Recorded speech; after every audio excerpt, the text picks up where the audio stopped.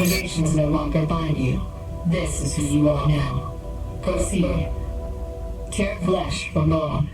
CICADAMATA is a fast-paced movement shooter with a stylish low-poly take on graphic realism and a killer soundtrack. Admittedly, I was a little confused at first due to a lack of tutorialization, but once you get the hang of it, you'll get addicted, entering a flow state of comboing dashes and ground pounds, optimizing your run with each restart and trying to beat your previous score. Just for reference, I sunk my first hour on the game on the first stage alone. Not sure I'll get this video out before the demo's over, but I'd wishlist it just in case it comes back because it is absolutely worth paying attention to.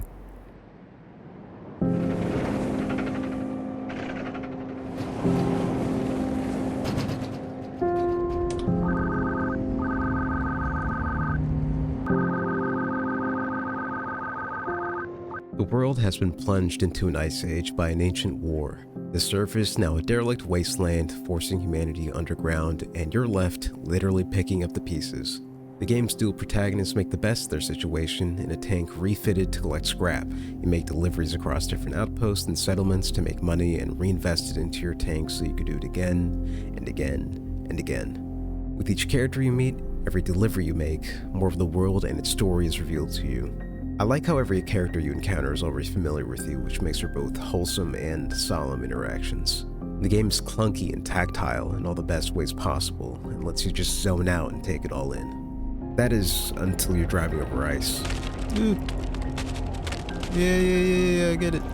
I played a couple hours, but according to the trailers, barely scratched the surface, with you eventually being able to collect high-value items like landmines and build structures like bridges.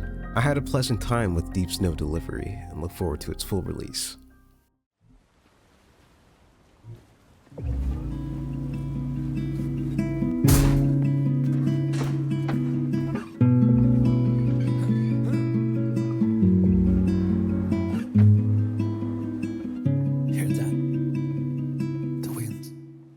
Distant Shore Britannia is a really promising upcoming physics-based parkour puzzle game. You're sent down to investigate an abandoned research facility in search of your lost brother, all while a living cloud stalks you. You can pull, repel, and deform metal objects with your magnetic gloves to complete puzzles and parkour challenges, which feels like a cross between Half-Life and Mirror's Edge. I was impressed with how much depth they were able to squeeze into this simple concept, which makes me excited for how far they'd be able to take it in a full release. It feels like a true sandbox with all the physics jank and unintended solutions that come with that. I knew this was something special when I learned that the rusted beams you bent aren't actually scripted animations but dynamically deform based on how you pull or repel them. My biggest complaint with the demo was with how the story was told. You can find these audio logs throughout the world which require you to stand still to listen to them. If you get too far away they pause, so you just gotta sit there. It hurt the pacing so much that I eventually started skipping past them so I could just keep playing. Other than that, I had a really good time with the demo and encourage everybody watching to give it a shot because it has a lot of potential. Now, it wouldn't be a Rexalicious video without some friend slop, so I got a pretty decent one for you. Hey Rex, check this out. Hold on, I'm dripping I'll on fuck my your guy. cosmetics, this is really important. So important. Oh, you are the corner of my eye. See, meet Pratfall, which dares to ask, what if peak, but down? But seriously, despite copying Peak's homework a little, it does enough, in my opinion, to set itself apart. Instead of climbing mountains, you descend a sprawling network of procedurally generated caves, which, unlike Peak, are fully destructible. And as much as it feels like it's aping Peak, it also interestingly takes notes from Deep Rock Galactic of all games. As a seasoned DRG player, navigating pitch black destructible caves with my always ready pickaxe, infinite flares, and gadgets like flare guns and deployable platforms felt all very familiar to me. I'm sorry, and I think it's best we kind of talk about what happened. I'm sorry I found a flare gun and shot. Never mind. This unique blend of games, coupled with all the hallmarks of a friend slot, makes Pratfall a pretty solid game in its own right. It's got it all: proximity chat, E-I-E-I-O. See, isn't it wonderful? Like, you can't hear it at all when you're holding it. Why'd you take it? emergent gameplay through silly social interactions. You're just a lot. Yeah, you hit the fucking Tom and Jerry on your way down. Plenty of ways to both assist and sabotage your friends.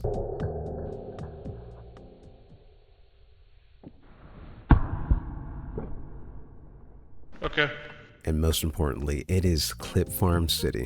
What'd you do to Wolo? I didn't do anything. You threw a flare down, Eli. The flare hit me and knocked me up. I don't have anything. I didn't throw anything. No, like the F flare, like the F button flares. They killed the F Wait, button really? flare killed me. Yeah, that killed me. What? My only complaint is that I wish there was more of it.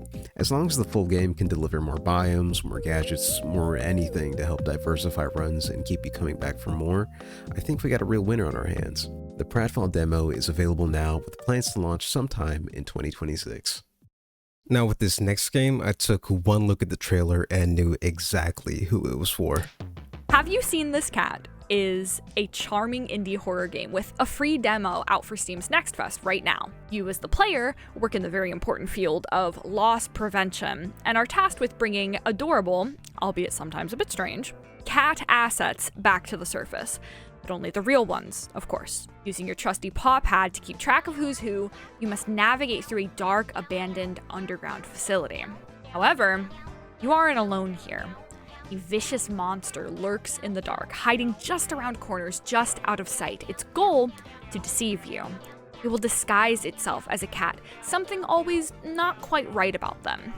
It may have even replaced a cat that you know. This game was love at first trailer for me.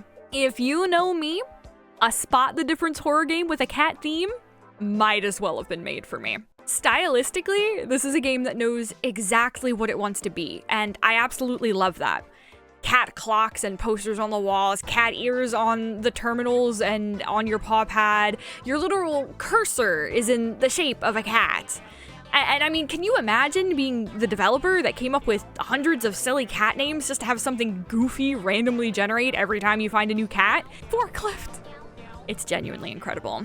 This game is absolutely full of charm, and I spent a good chunk of time with tears in my eyes laughing at the tutorial because the first cat that I met is named Mustard Gas! Oh my god. When it comes to the scares, it doesn't disappoint either. Okay, I've made noise in this location. Chat. The dark, spooky environment and the horrifying appearance of the monster are a strong juxtaposition to the adorable nature of the rest of the game. Committing so hard to the cute cat aesthetic only made the experience that much scarier overall. And I love that the monster feels intelligent, trying to outwit you instead of mindlessly running you down. Well, that's not funny. Check the trace. Well, that's not funny at all. How did you do that? Catching a glimpse of it down a hallway or running into it around a corner make for some really good scares and leave the player feeling on edge as they navigate through an already pretty frightening environment. I really hope that in a future release we get more ways to interact with the monster, maybe being able to move the noise-making items around to create like an alarm system or something. There's just a lot of potential here, and I'm very excited to see where this game goes. Okay, Rex, you can have the video back now.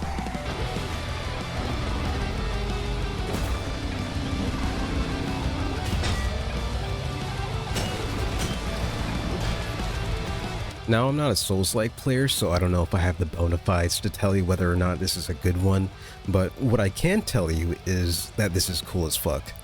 Big dinosaur, bigger sword, like, come on. This guy's using an ankylosaur corpse as a weapon. The animation work is phenomenal, which makes sense given this viral animation is how the project came to be in the first place. The game leans heavily on the parry mechanic, which always makes for a fun combat experience in my opinion. The game does, however, lack a lot of polish, like in the readability of certain enemies, especially the small ones. The level design and the lighting also leave a lot to be desired. But the foundations of a great game are all here, and I overall had a great time with the demo. Dinoblade is such an insane concept for a game, and I really hope they can nail it upon release.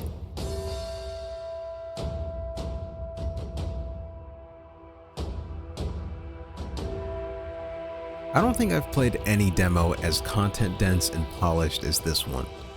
Far Far West is a co-op horde shooter not unlike Deep Rock Galactic or Helldivers 2, where you play as robot cowboys who cast spells against droves of skeleton monsters. There's two things that this game excels at where I feel many similar games falter, which is buildcraft and cooperative gameplay. There's nothing in a game I love more than crafting the perfect build, and Far Far West really lets you dial in your own playstyle. Better yet, you can synergize your builds with teammates as you can combine spells to create unique effects. Missions are simple and replayable. Do the objective, kill the boss, get out, with tons of optional points of interest in between like quests and puzzles. Movement and gunplay are deeply satisfying with an art style that oozes charm to top it all off. My biggest complaint is with the roguelite elements. You can find mission-specific upgrades that can significantly impact your run. However, when they drop, anyone can pick them up, which leads to unneeded friction with your teammates in what should otherwise be a cooperative experience. But other than that, Far Far West is my ideal game, and I cannot wait to sink hundreds of hours into this. Keep an eye out for when early access launches later in 2026. Sorry I couldn't get this video up before Next Fest ended. My dog got cancer, so I had to delay a bit. Couldn't possibly get to all the demos I wanted to, so if you want more of these or have suggestions for what I should cover in the future, let me know. If you want to see extended gameplay of my Pratfall playthrough or a bonus co-op game that didn't make it into the video, subscribe to my Patreon. They get early access to videos, bonus videos, and special perks on my Discord. But I think that's it. That's about it. Thank you. Bye-bye. Thank you for watching.